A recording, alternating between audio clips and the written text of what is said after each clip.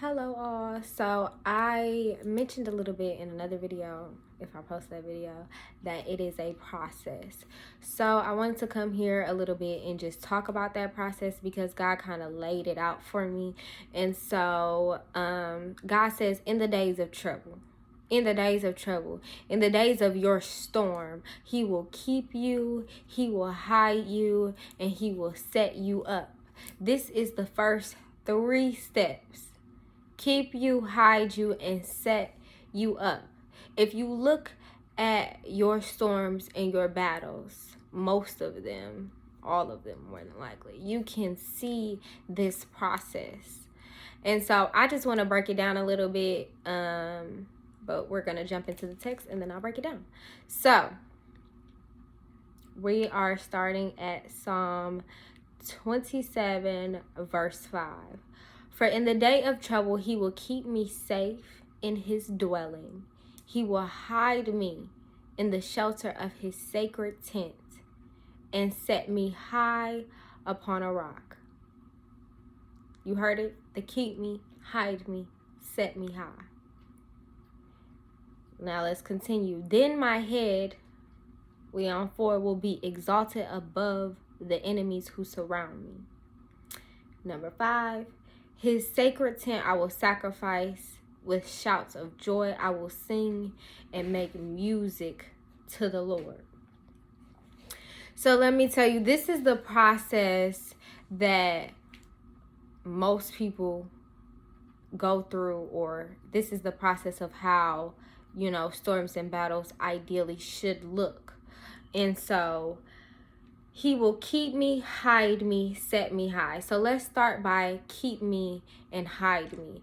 These two are the main 2 levels of the process that people usually stay stuck on: being kept and being hidden.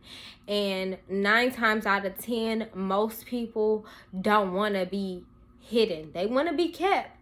Because kept means you're being cared for. God will keep you. He will keep you safe. He will keep you close to him. He will hide you. The hiding is another side of protection. It's another way of protecting you. So keeping you close is keeping you and caring for you, but hiding you is hiding you from your enemies, okay? Because these are days of trouble. So I have to hide you from people who are trying to attack you. Anything that's trying to attack you, I will keep you and I will hide you. Now, like I said, a lot of people do not like, they want to be kept, they want to be cared for, but they still want to be out around in the public doing stuff.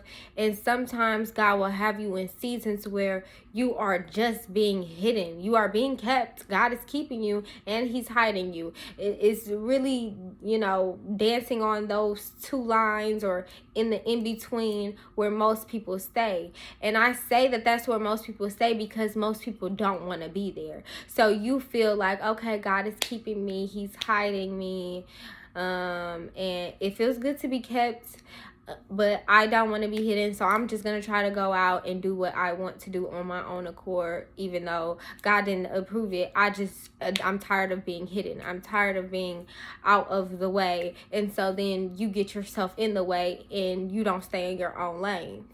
Stay in your own lane. Allow God to hide you. Allow God to heal you while he's hiding you. Because 9 times out of 10, that's what the hidden seasons are for, is to repair what you've done prior to, or what has happened prior to being kept and hidden. You get in situations where everything goes wild. You call on the name of the Lord comes, and then he sits you down a little while, but you don't want to be set down. You don't want to be hidden. God is saying, let me hide you there. Let me care for you close to me. Just me and you. I don't want you, me, him, them, her, all of everybody. Just me and you. This is just a me and you thing. This is your life, and I'm the creator of your life. So it should just be me and you. All these other voices and opinions, they're getting in your ear and in the way of you actually hearing me.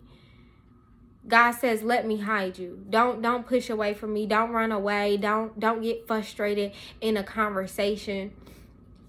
That's also I have been dealing with that before, hearing don't get frustrated in the conversation. A lot of people have conversations, and I'm even one of these people. I can honestly say that when conversations start to not go the way that I wanted them to go or want it to go, I will stop having the conversation. But God is saying some conversations need to be had, and most of the time the conversation needs to be had with God. And so you end your conversation short with God because he begins convicting you. God says get comfortable in that space. Get comfortable with the conversation. Get comfortable with having a conversation. Get comfortable with having a dialogue, going back and forth. Yeah, you may have said it in one way and it didn't get across all the way. So figure out a different way to say it and say it again. Say it again. Get it all the way out. Or you began speaking it, but then something got in the way, or a thought crashed your mind, and so then you decided to just let it go. Speak it through. Or you got angry and you decided to let it go. God says do not be afraid of the conversation. Speak it all the way through. Get it all the way out. Don't get frustrated and stop the process. Don't get frustrated and stop the process of your thoughts. Stop the process of communicating. Don't get frustrated. Continue. Okay? So continue with people and continue with God. 9 times out of 10, you need to have a conversation with God before you even have a conversation with people. So if you get frustrated with God, trying to have a conversation with God about the situations or whatever is happening, of course, when you get to the people that you are actually dealing with, it's going to be even more difficult for you to have the conversation. So God is saying, have those hard conversations with me. Have those hard conversations with me. Have it with people, because these conversations, whatever is needing to be discussed, it is necessary. It is necessary. And people don't know the full extent if you just get frustrated in the communication and just stop communicating, or you get frustrated and then you blow up and now the communication is lost in translation. You want to communicate thoroughly. And so God is saying, don't get frustrated in the conversation. Allow it to happen. Allow it to take its course. So, but you have to be willing to get in it, and you have to be willing to participate.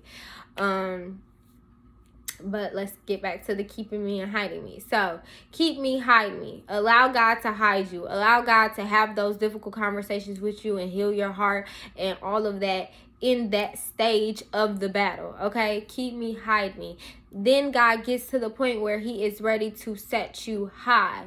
But again, you can still be in the middle ground transitioning. You can still be, you're not just at one level. Like, you can be transitioning from being kept and hidden and set up. So you can see God starting to orchestrate the steps. And so then you get frustrated.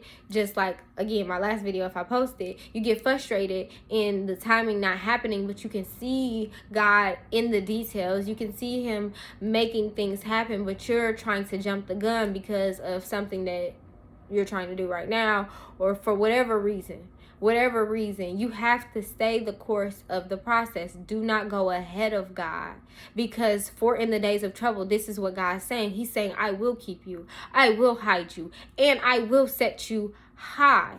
I will set you high, but allow me to do it. Allow me to let the process take its course. Let the process to run its course. You have to allow these things to happen, not trying to get ahead or stop or disturb or, blow up in the midst of it all. Just go with God. Allow God in your life and the process to flow and happen naturally. Okay, so then he will set you high. And, that's a great aspect. It's a great effect. And then my head will be exalted above the enemies who surround me. So God is saying right now in this moment, you may be surrounded by trouble and enemies. They are around you. Allow God to hide you. Allow God to keep you. Because there will come a time where then he will set you high after doing both the hiding and the keeping. Don't push him away. Allow the process to take its course, then God will set you high, and your head will be exalted above the enemies that surround you. It will happen.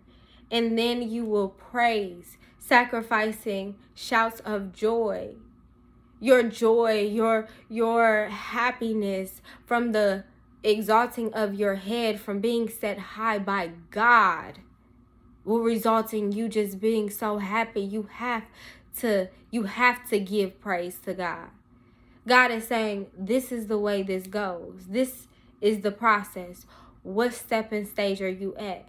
Are you being kept and hid?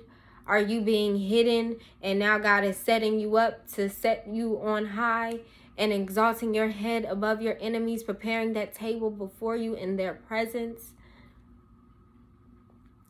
It's a process. Where are you?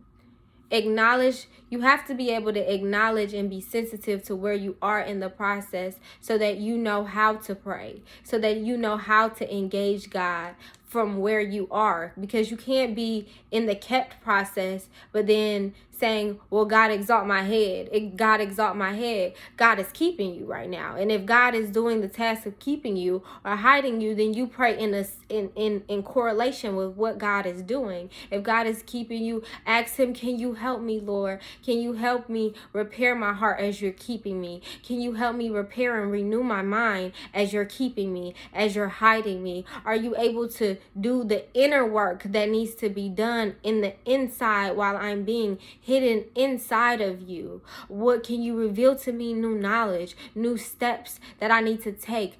Take the time out to spend and dwell and be just being with God, because there will come a time where God sets you high and he brings you out, but there's a lot of work that happens first. You have to, it's levels, just like there's levels to everything in life. There's levels to the process of your days of trouble.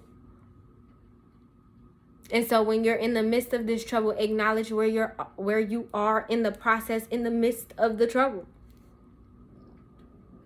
There might be a season where you're just being kept and hidden, or there might be a season where God is just keeping you. You might still be out in the public. You still might not be hidden yet. You still might have to, the Lord is keeping me, but there's still eyes on me, and you still have to perform. Again, then that changes what you're asking for with God during those seasons. And then when God is setting you high, you ask God, let the people see you when they see me. Let the people hear you. You have to be sensitive to where you are. You have to know where you are. You have to acknowledge where you are in the spirit, so that you're able to function properly in the physical. So, this is the word of the Lord. It's a process. It's a process. It's a process, okay? Acknowledge where you are in the process, and then engage God accordingly. He's present. He's there. He's with you. He wants to assist you. How do you want him there? How do you want him to assist you? Dig deeper. This is the word of the Lord. Be blessed.